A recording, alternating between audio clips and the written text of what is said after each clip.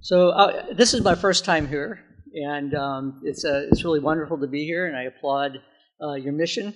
Henry Wincour is on the steering committee of the Alumni Association. Henry, would you say? Oh no, Henry's not here. That's right.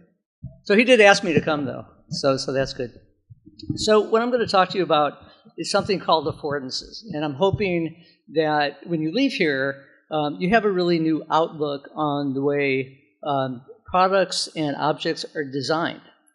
One of the things that designers do for you is to make you feel stupid. And there's an old line, when you're breaking up with a significant other, it's not me, it's you, or not you, it's me. It really is them.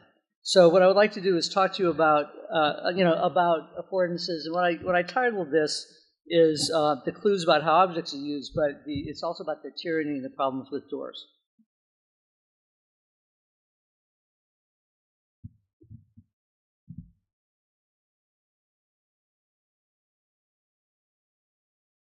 How do you like it so far? I want you to think about that before I start. Okay, thanks.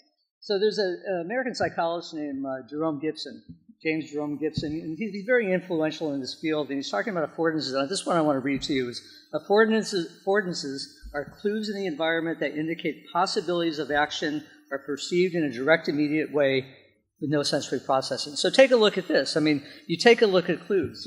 Clues are how an object should be used. And it's provided by the object itself. Think about teapots, think about coffee cups, think about those things that tell you how to perform.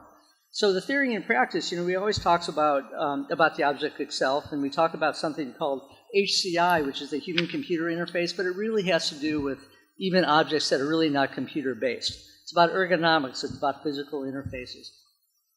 So a Venn diagram, which I learned when I was in kindergarten, I did remember, is that right action at the right control at the right time, is that little space there is really the optimal. People don't know how to use sometimes a light switch, sometimes some other pieces, and that's just because it's the design problem. So take a look at some of this stuff. Look at the coffee cup lid. How perfect is that? Look at that coffee cup on the right. Cookies, right? That little cookie holder. Yeah, but these all show you how to use it without actually thinking about that. Here's some really bad designs. Look at the wine glass. I mean, really? It's a little dribble cup. I think the one that I really love is the spray cans. I think that's a really great way to show you what a design problem it is.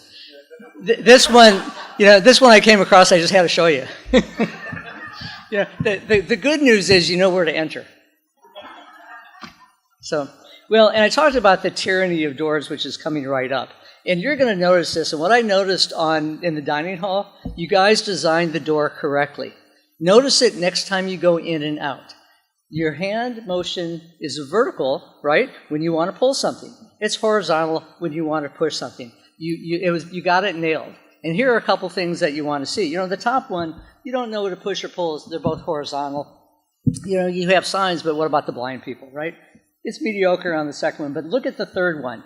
Horizontal for pulling, vertical for pushing. Take a look at some of the old technologies. Look at the rotary phone, right? You got the finger, you figure out what to do. My son, in kindergarten didn't know what to do. Once I showed him, he showed all his friends. But it's very intuitive in the way it's used, even the keyboard.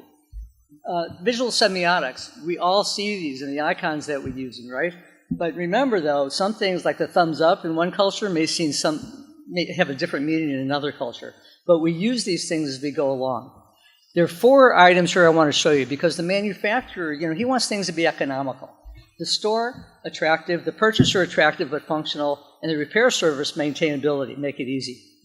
That center is that sweet spot. Conflict resolution happens in the center where everybody's happy. The next one, the key here is really on the user experience. You need to give feedback as a user. Whenever you see version and version control on whether it's computers or software, they get feedback from the user because they don't use it, and sometimes the designers and engineers really don't know what's going on. Consistency is the design develops the product. Is a good sense of product design. It should be consistent. Visibility, you have to know what to do.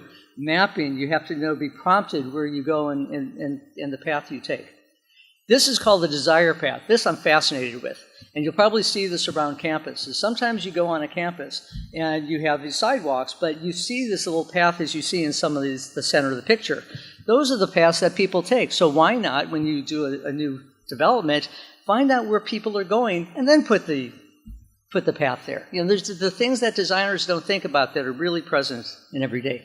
You can see this, it's very innovative, it's good design, it's essential. And what I want to leave with you today, and we could have a little time for questions afterwards, is that be observant. Use these products. Give feedback.